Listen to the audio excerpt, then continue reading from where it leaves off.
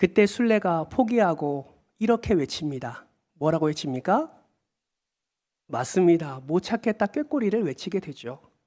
그 소리가 들리면 어디선가 꾸역꾸역 나와서 나 여기 찌롱 하면서 약 올리는 그런 친구들을 우리는 보게 됩니다. 여러분, 우리의 인생에도 아무리 찾아도 찾을 수 없는 것이 있습니다. 여러분, 그것이 무엇일까요? 저는 그것이 바로 행복이 아닌가라는 생각을 해보게 됩니다. 행복하기 위해서 돈을 가지려 하고, 행복하기 위해서 권력을 얻으려 하고, 행복하기 위해서 명예와 성공을 쟁취하려고 합니다. 그런데 사람들은 그것을 얻으면 행복할 줄 알지만 정작 얻고 나면 또 다른 허무함이 찾아오는 것을 경험하게 됩니다. 바로 이것이 전도서가 우리에게 말하려는 핵심입니다. 많은 사람들이 전도서를 읽으면 전도서는 허무한 책이다 라고 그렇게 말을 합니다. 그러나 그렇지 않습니다. 전도서는 허무를 말하는 책이 아니라 허무한 곳에서 행복을 찾고 있는 인간을 깨우는 책이 전도서라고 말할 수 있습니다. 그래서 전도자는 반복해서 어떤 단어를 사용하고 있습니까? 우리가 금요일마다 지금 전도서를 살펴보고 있는데 해 아래라는 단어를 잘 사용하고 있는 것을 보게 됩니다. 해 아래, 어떤 의미입니까? 하나님을 제외한 세상, 곧 하나님 없이 살아가는 인생을 해 아래 인생이라고 우리는 말해왔습니다. 전도자는 평생 하나님께서 허락해 주신 그 지혜를 가지고 해 아래의 연구를 감당했습니다. 어떻게 하면 그들이 행복한 삶을 살 수 있을까? 전도자는 끊임없이 자신의 인생 가운데 그거를 연구했습니다. 그런데 그 결과가 무엇입니까? 우리가 반복해서 살펴보고 있는 헛되다, 다른 말로 헤벨이라는 것을 전도자는 계속해서 발견하고 있습니다. 헤벨이라는 말, 헛되다라는 말은 의미 없다라는 표현이 아니라고 말씀드렸습니다. 헤벨이라는 단어는 안개처럼 잠깐 있다가 사라지는 것, 손에 잡히지 않는 것, 아무리 잡으려 해도 잡히지 않는 것을 의미한다라고 말씀을 드렸습니다. 다시 말하면 해 아래에서는 아무리 찾아도 찾을 수 없는 것이 분명히 있다라는 것이죠. 그런데 놀라운 사실이 있습니다. 전도자가 해 아래에서 찾지 못했던 것을 신약 성경에 와서는 모두 발견할 수 있다라는 사실이죠. 여러분, 어디서 발견할 수 있습니까? 바로 예수 그리스도 안에서 발견할 수가 있습니다. 여러분, 오늘 본문 말씀도 자세히 보시면 전도자는 세 가지를 해 아래에서 찾지 못한다라고 말하고 있습니다. 그런데 자세히 성경을 보면 전도자가 찾지 못한 그 세 가지를 예수 안에서 우리는 발견할 수가 있습니다.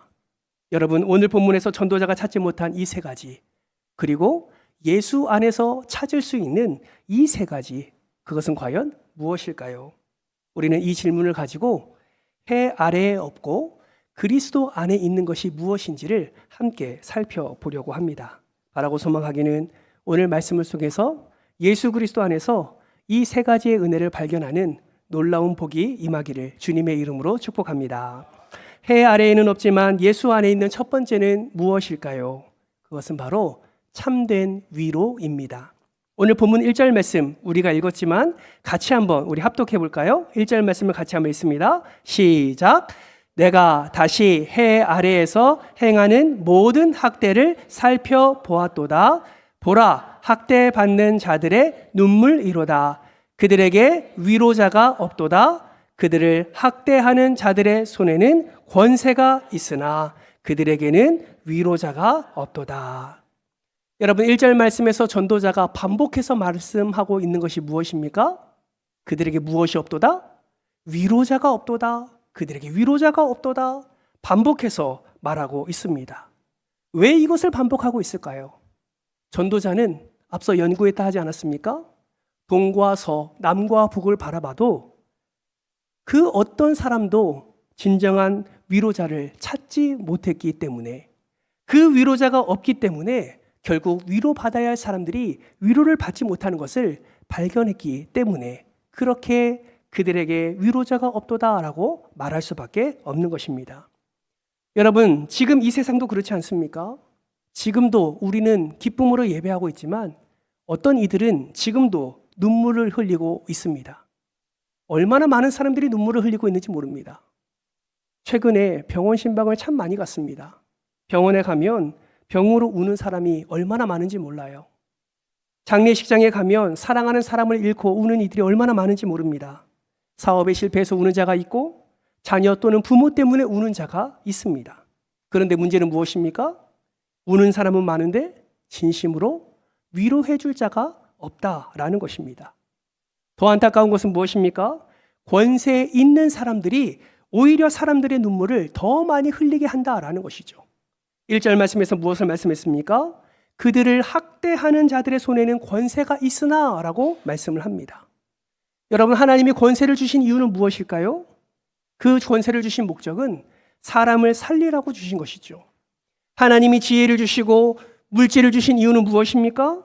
사람을 돕고 섬기라고 우리에게 그 은혜를 허락해 주신 것입니다. 그런데 이 땅에 죄가 가득하다 보니 오히려 거꾸로 되어버렸지요. 권세 있는 사람이 약한 사람을 짓누릅니다. 돈 있는 사람이 지배하게 되는 것이죠. 힘 있는 사람이 힘없는 사람을 울리는 것입니다. 그래서 세상은 점점 더 각박해지고 있는 것입니다. 이런 상황 속에서 어떤 사람들은 이렇게 말하는 분들이 계세요. 그러니까 성공하면 되지. 그러니까 권세 잡으면 되지. 그러니까 높은 자리에 올라가면 되지. 여러분, 성공하면 다 행복해집니까? 권세를 잡으면 다 행복해집니까? 여러분, 그렇지 않습니다. 오히려 그런 자들이 더 외롭습니다. 왜 그렇습니까? 세상은 한계가 있기 때문에 높이 올라가면 올라갈수록 오히려 진심으로 다가오는 사람은 더 줄어들기 때문에 그렇습니다. 세상에 줄 수 있는 위로는 한계가 있습니다. 세상의 위로는 마치 큰 상처에 작은 반창고 하나를 붙여주는 것과 같습니다. 잠깐은 괜찮은 것처럼 보이지만 근본적인 치료는 되지 않는 것입니다. 그래서 솔로몬은 그러한 세상을 바라보며 해 아래 것을 바라보며 해배를 바라보며 얼마나 절망했는지 오늘 본문 2절 말씀에서 이렇게 말합니다. 그러므로 나는 아직 살아있는 산 자들보다 죽은 지 오랜 죽은 자들을 더 복되다 하였으며. 여러분 3절 말씀도 볼까요? 3절 말씀을 같이 읽겠습니다. 시작. 이 둘보다도 아직 출생하지 아니하여 해 아래에서 행하는 악한 일을 보지 못한 자가 더 복되도다 하였노라. 여러분, 얼마나 그런 것들이 절망스럽게 보였으면 전도자가 이러한 말을 했겠습니까? 여러분, 이것이 하나님 없는 세상의 현실입니다. 눈물은 있는데 위로가 없습니다. 고통은 있는데 해결이 없어요. 슬픔은 있는데 소망은 없습니다. 그런데 여러분, 이러한 지점에서 한 분을 우리는 떠올리지 않습니까? 그분 안에는 위로가 있습니다. 그분 안에는 해결이 있습니다. 그분 안에는 소망이 있습니다. 그분이 누구십니까?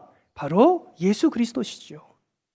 밤이 깊을수록 별이 밝게 빛나는 것처럼 죄악이 더 관영할수록 세상이 더 어두울수록 예수 그리스도라는 빛은 더 선명하게 빛나게 되는 것입니다. 여러분, 왜 예수님만이 참된 위로자가 될 수 있습니까?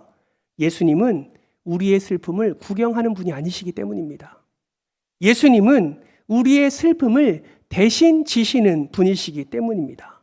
그래서 이사야 선지자는 이미 예수님을 이렇게 예언했습니다. 그는 실로 우리의 질고를 지고 우리의 슬픔을 당하였거늘. 여러분, 예수님은 우리의 눈물을 이해만 하시는 분이 아닙니다. 직접 눈물을 흘려보신 분이시고 배신을 당하신 분이시고 억울한 재판을 당해보신 분이시고 더 나아가 십자가에서는 하나님께 버림받는 아픔까지 당해보셨습니다. 그러므로 여러분, 예수님이 이해하지 못할 고통은 하나도 없다라는 것입니다. 그래서 히브리서 기자는 4장 15절 말씀에서 이렇게 말씀을 하지요. 우리 화면을 보면서 같이 한번 읽어볼까요? 시작. 우리에게 있는 대제사장은 우리의 연약함을 동정하지 못하실 이가 아니요 모든 일에 우리와 똑같이 시험을 받으신 이로되 죄는 없으시니라. 아멘이십니까? 예, 아멘이죠. 사랑하는 성도 여러분, 아멘이라고 이야기하지만 혹시 오늘 우리는 사람에게서 위로를 찾지 않으셨습니까? 가족이 내 아픔을 알아주기를 기다리고 위로해 주기를 기다리고 있지는 않으셨습니까? 친구가 내 문제를, 내 슬픔을 알아주고 위로해 주기를 혹시 기다리지 않으셨습니까? 여러분, 세상에서의 기다림은 더 큰 실망을 안겨다 줄 수 있습니다. 왜 그렇습니까? 사람은 한계가 있기 때문에 그렇습니다. 그러나 예수님은 다릅니다. 예수님은 하나님께서 허락해 주신 참된 위로를 이미 예비하시고 자신에게 가까이 나오는 자에게 참된 위로로 더 사랑해 주시는 분이 바로 예수 그리스도이십니다. 그러므로 사랑하는 성도 여러분, 예수님께 더 가까이 나아가십시오. 지금부터 충분히 가깝다고 생각하십니까? 아니요. 지금 그 자리에서 한 걸음 더 예수 그리스도께 가까이 나아가십시오. 마음이 힘드십니까? 힘들면 더 한 걸음 내디디십시오. 눈물이 나십니까? 다른 사람 앞에서 울지 마시고 십자가 앞에 나와서 우십시오. 사람 앞에서 울면 감정을 쏟아낼 수 있지만 주님 앞에서 울면 우리 주님이 우리의 짐을 맡아주십니다. 주님은 우리의 눈물을 외면하지 않으십니다. 우리의 상처를 외면하지 않으십니다. 우리의 고통을 외면하지 않으십니다.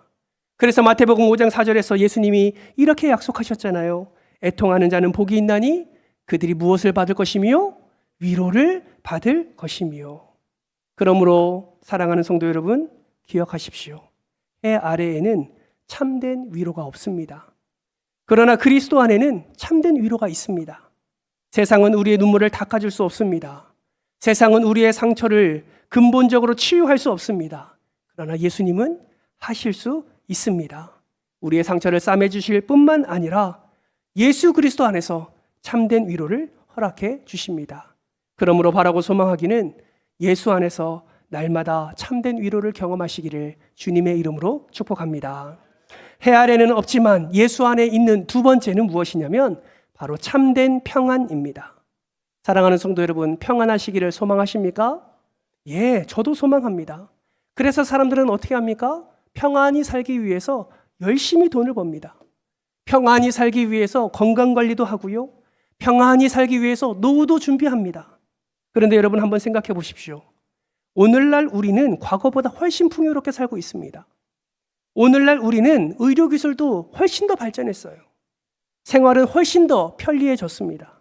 그런데 사람들의 마음은 어떻습니까? 오히려 더 불안하지 않습니까? 오히려 잠 못 드는 날이 더 많아지지 않으셨습니까? 우울증은 얼마나 많이 늘어나고 있습니까? 여러분 왜 그럴까요? 세상은 풍요로워졌지만 마음은 더 메말라 가기 때문입니다.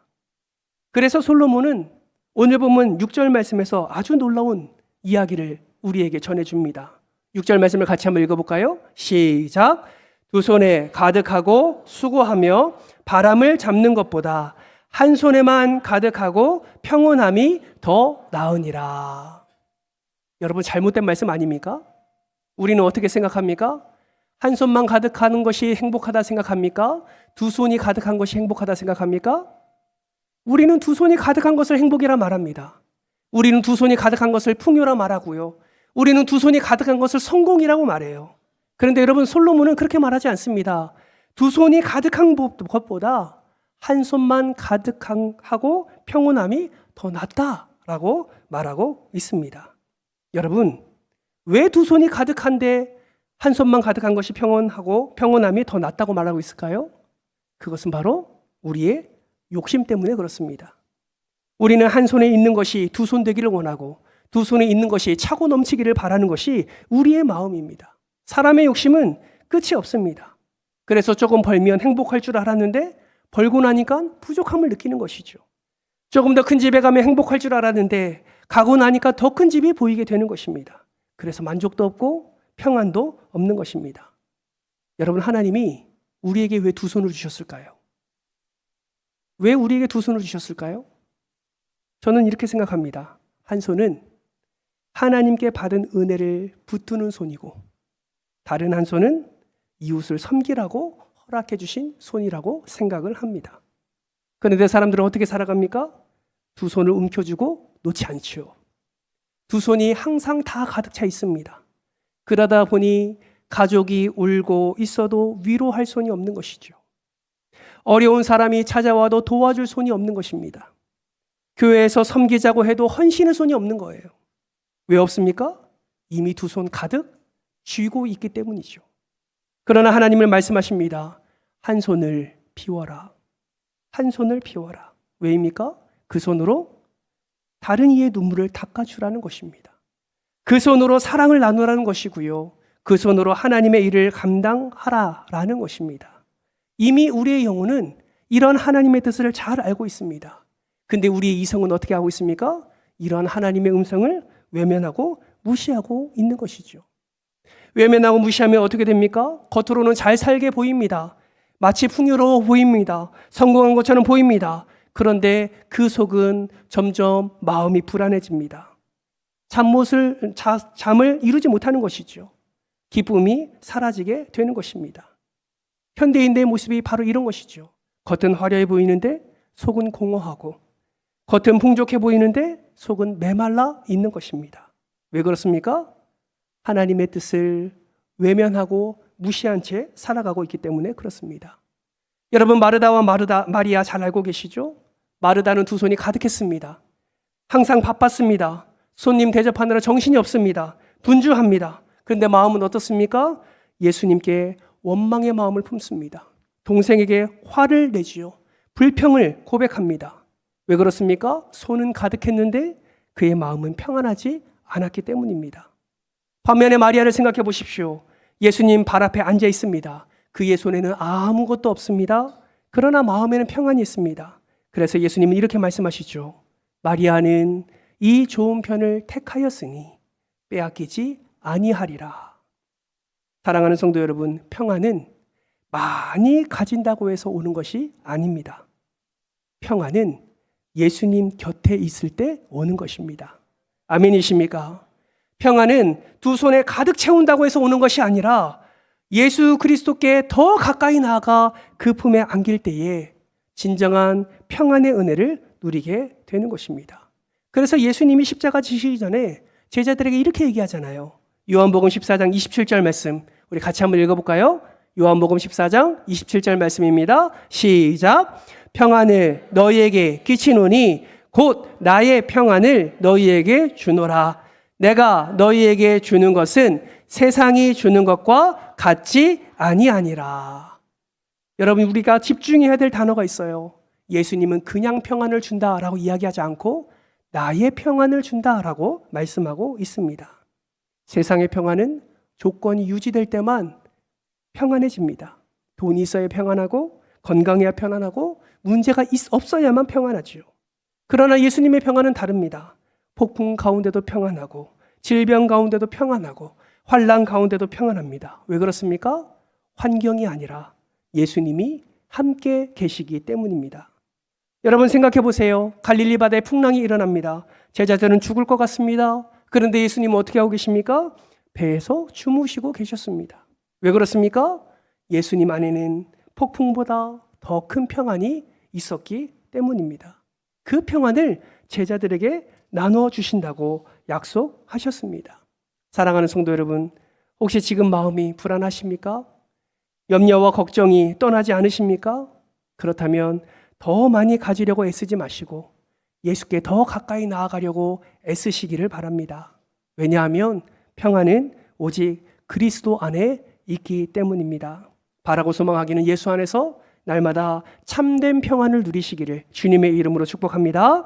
마지막 해 아래는 없지만 예수 안에 있는, 그리스도 안에 있는 셋째는 무엇이냐면 참된 인정입니다. 여러분, 사람은 누구나 인정받고 싶어 하죠. 아이들은 부모에게 칭찬받고 싶어 하고 학생들은 선생님께 인정받고 싶어 합니다. 직장인들은 상사에게 인정받고 싶고 목사인 저도 성도들에게 인정받으면 참 기분이 좋습니다. 왜 그렇습니까? 하나님이 그렇게 창조하셨기 때문이지요. 누군가에게 인정받고 누군가에게 사랑받고 누군가에게 격려받고 살아가도록 하나님은 그렇게 창조하셨습니다. 그런데 문제는 무엇입니까? 죄가 세상에 들어온 이후부터 사람들은 서로 인정하기보다 서로 비교하기 시작했다라는 것이죠. 오늘 보면 4절에 무엇을 말씀합니까? 우리 화면을 보면서 같이 한번 읽어볼까요? 4절 말씀입니다. 시작.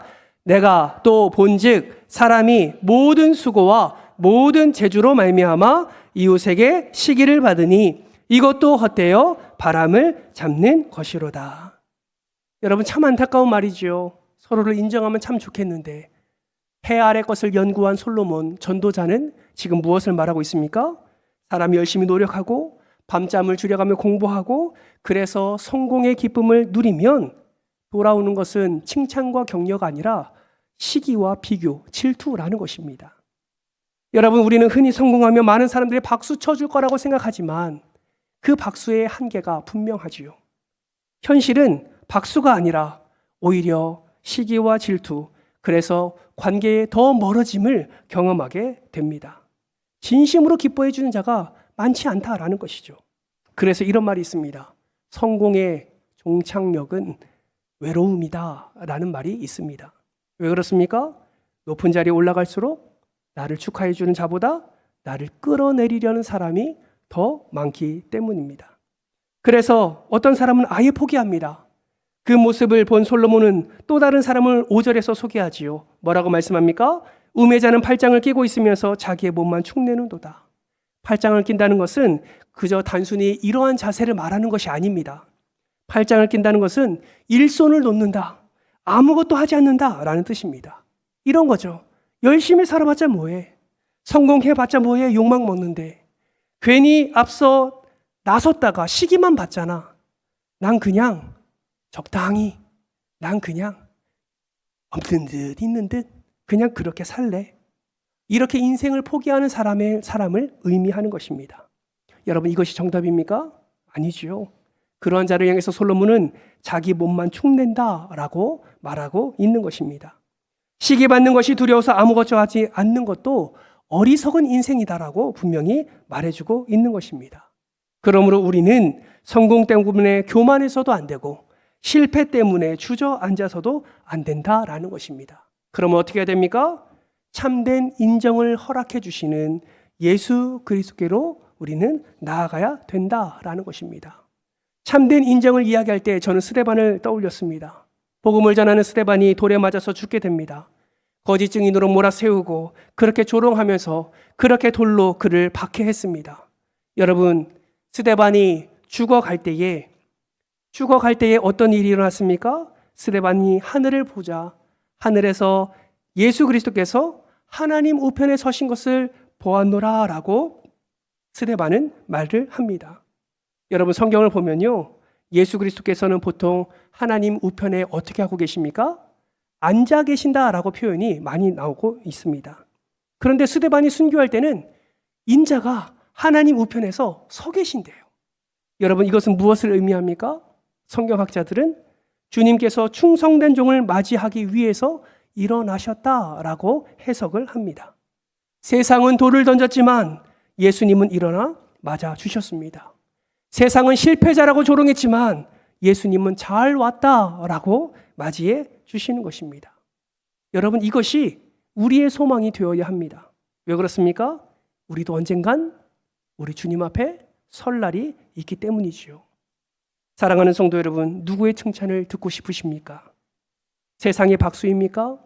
사람들의 인정입니까? 사람들의 칭찬입니까?